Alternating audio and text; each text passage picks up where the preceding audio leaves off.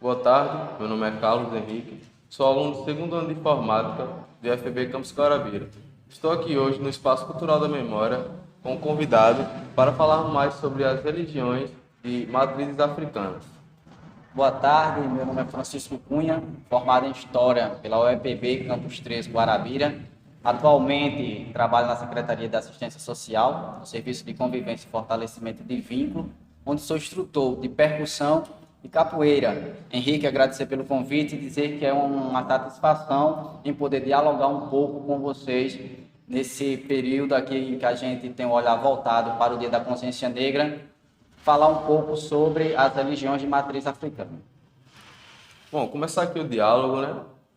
Queria fazer algumas perguntas, começando com o que é necessário saber e compreender ao fazer menção às religiões de matrizes africanas. Bom, Henrique, esse assunto é um pouco delicado, a gente precisa, nesse primeiro momento, entender que só se pode falar daquilo que conhece.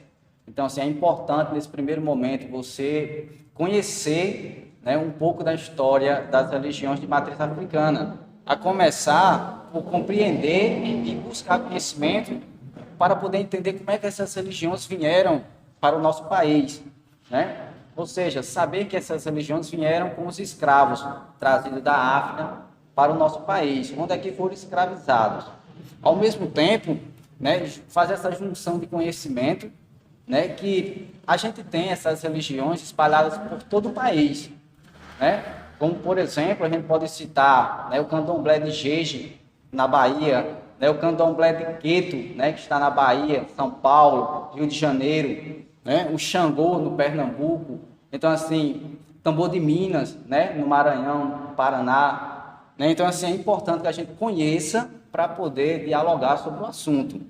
Também é entender, Henrique, que essas práticas religiosas de matriz africana, elas acontecem nos terreiros, né, nas casas de candomblé, nos lugares onde as pessoas praticantes se sentem mais à vontade para fazer esse processo ritualístico das suas religiões.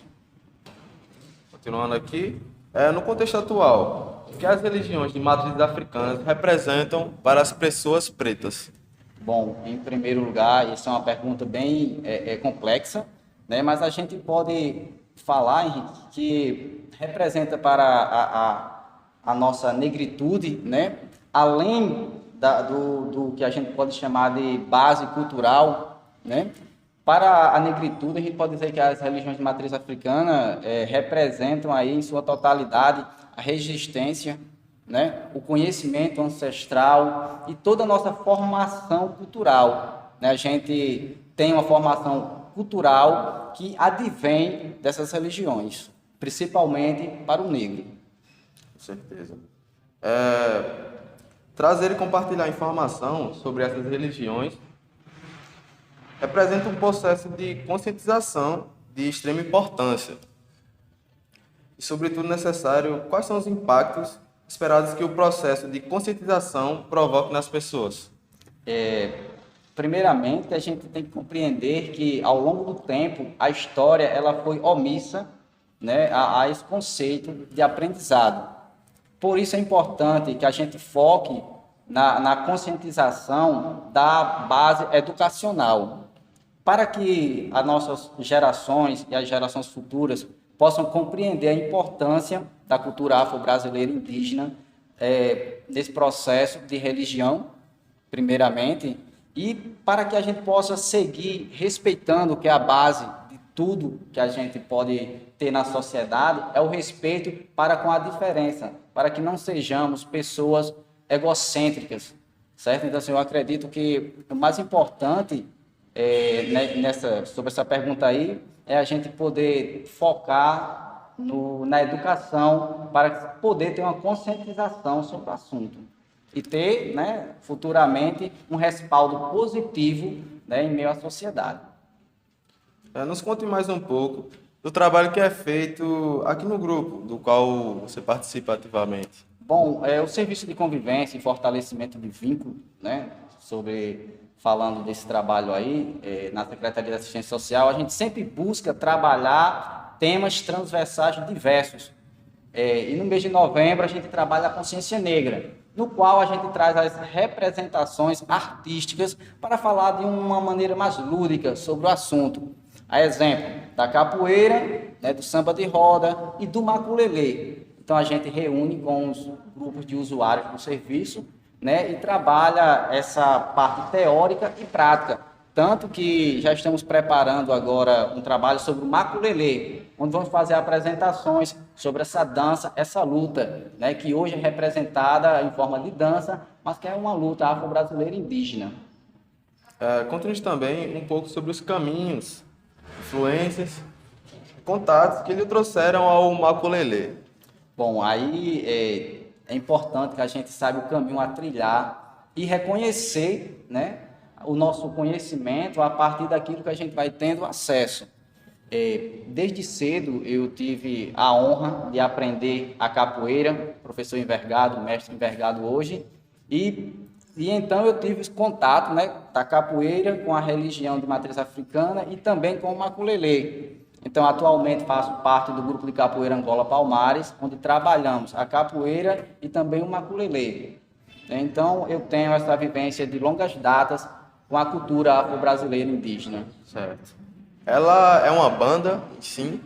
É referente ao serviço de convivência ou à prática do maculelê, né? Isso. O maculelê é uma luta, né, que surgiu na Bahia. Conta, né, a lenda do maculelê que um escravo fugido, né, das senzalas, muito ferido, foi acolhido por uma tribo indígena. Então essa tribo cuidou desse escravo, né, e uma certa vez toda a tribo saiu para caçar, deixando esse escravo na aldeia. Daí então uma tribo vizinha, rival, né, ela veio a atacar essa aldeia.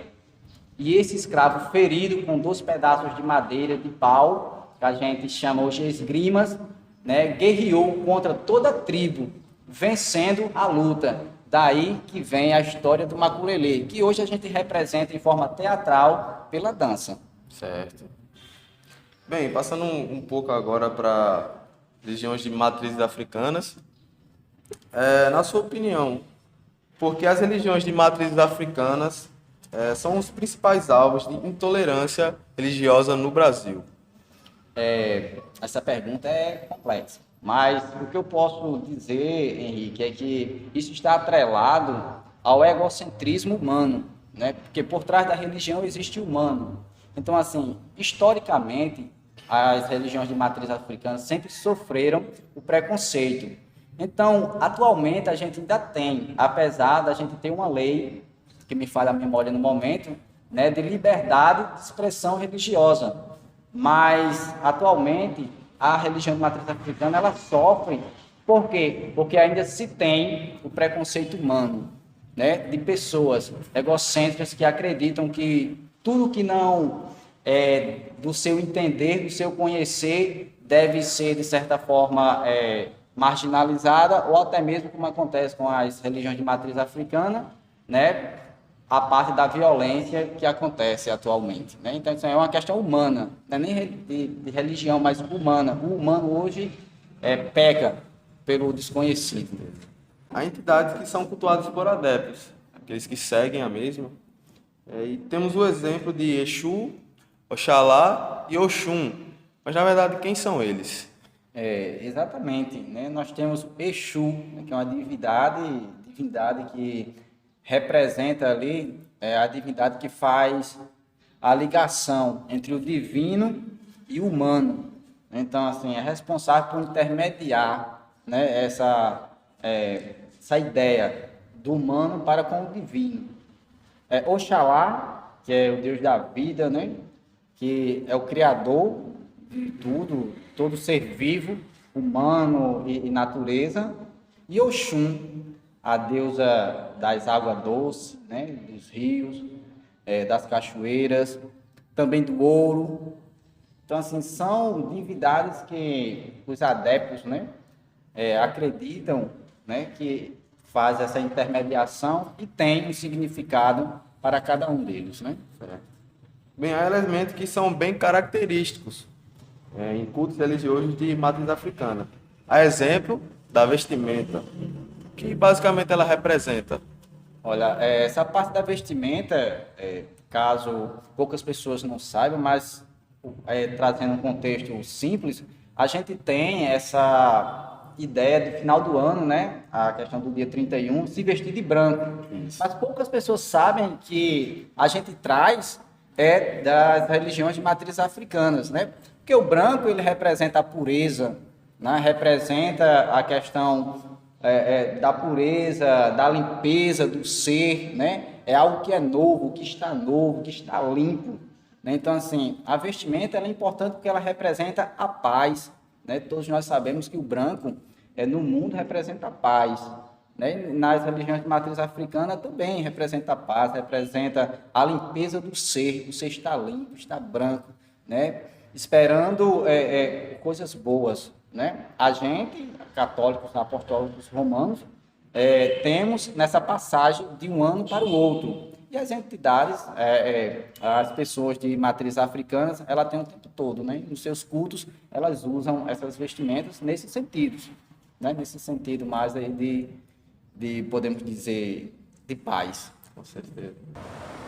Bem, Francisco, chegando aqui ao fim do nosso bate-papo, papo muito bom, por sinal, queria que você deixasse uma mensagem de conscientização para a população que ainda tem um certo preconceito com as religiões de matriz africana. Bom, Henrique, agradecer, né, pelo convite e dizer para aqueles que não conhecem, né, as religiões de matriz africana, procure conhecer, porque não se pode falar do que não se conhece. Dizer que por trás da religião de matriz africana existem pessoas, seres humanos.